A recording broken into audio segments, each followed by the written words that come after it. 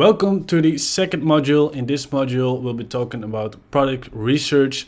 I'm going to show some different product research methods related to Pinterest. Maybe you already have a brand, maybe you already have a product you're selling, then still this module can be interesting for you because next to looking for products to sell, you can of course also look for competitors and see what they're doing on Pinterest and copy and improve them. So in both cases, this will be interesting for you. And the first method that we'll be talking about is basically using your own feed. Now, before I'm going to explain this method, I'm first going to show you something else, because when doing product research, I always create a list. In this case, it's a spreadsheet.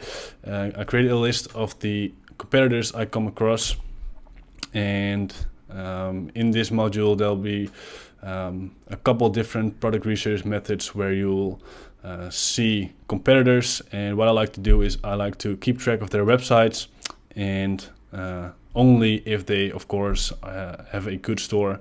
So you only want to put the good stores in this list, and here I fill in their visitors because this gives me an indication of how well they are performing. And every once in a while I'll check this list to see if they have new winning products, or to check what type of products they are testing for some inspiration. And yeah, just make sure you create a list like this and you keep track of it.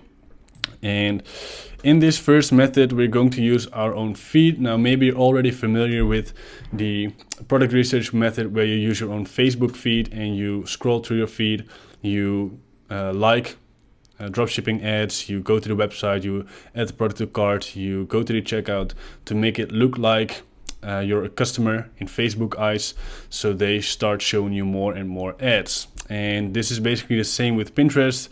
You want to do the exact same thing here. You want to scroll through your feed until you see a ad, what you want to see. So if you're dropshipping, of course, you want to see dropshipping ads. If you have a brand, you want to see ads of your competitors. And when you do, you click on the ad, you go to the website, you add the product to cart, you go to the checkout. You don't need to actually check out, but you want to fire those events so that Pinterest thinks that you're an actual customer. And if you have a new account, you won't see any ads at all, because Pinterest is not going to show ads to basically new users, because they're not sure yet if they're actually human, and if they are and they're not sure what ads they're interested in. But if you do have an account and you are already using Pinterest, then chances are high that you're already seeing ads. Now, maybe you're not seeing the ads that you want to see. So if you're using your account for home decor inspiration, you're probably going to see ads related to that. But if you're dropshipping, of course, you want to see dropshipping ads. So scroll through your feed until you see a dropshipping ad and only click on those ads. And after a while, you'll only start seeing dropshipping ads and more and more. So when you've done that, I'm here in my own feed. I don't really use Pinterest, so it's all completely random. But as you can see here, you can see an ad, and you can recognize an ad when it says promoted by. Then you know it's an ad.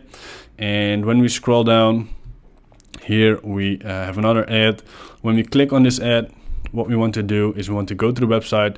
But of course, we're not sure if this is a good product, because it can also be a bad ad. And what we want to do, we want to check if this is a winning product. And we can do this by using several different extensions, free extensions. Here we have Koala Inspector.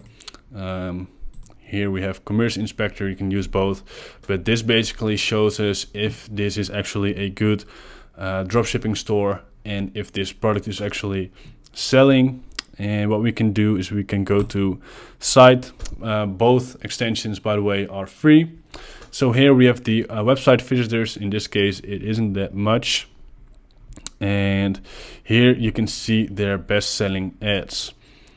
And as you can see, this product is not in here. So this product is probably not selling really well for them. But let's say they have a lot of visitors, and well, this is decent, but it's not like crazy. let's say they have a lot, then you can still check their best-selling products here, and you can yeah, basically test those products yourself as well.